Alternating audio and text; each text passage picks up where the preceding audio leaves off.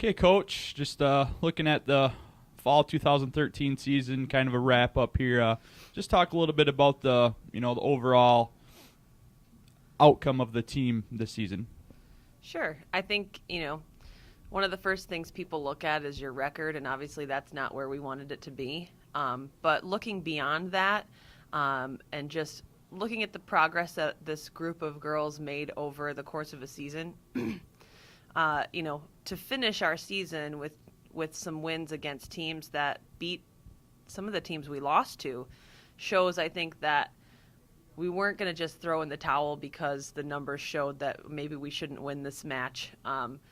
We were fighting to keep improving and fighting really to try to keep motivated and knowing that this season and these numbers don't define us as a program. And it's disappointing in some ways, but at the same time we know that we're capable of better, and we know that in the future we'll get there. And so, especially with some of those on the road, some of those wins coming on the road, it was nice to be able to finish the season feeling that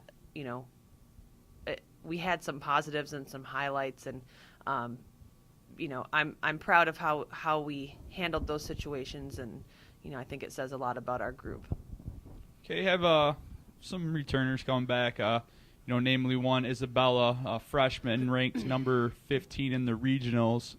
So just talk a little bit about what have coming back for spring competition, and then going heading into next fall's competition.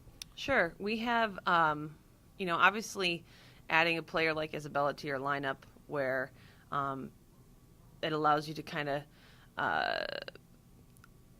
her level allows her to play with anyone in our conference, and so it takes some of the pressure off some of the other players on our team, and so that they can continue to work on their games and play positions, I think, that are more competitive for them. But also, Isabella was okay with the number 15, but I think she wants to win the ITA tournament next year, and she's very determined.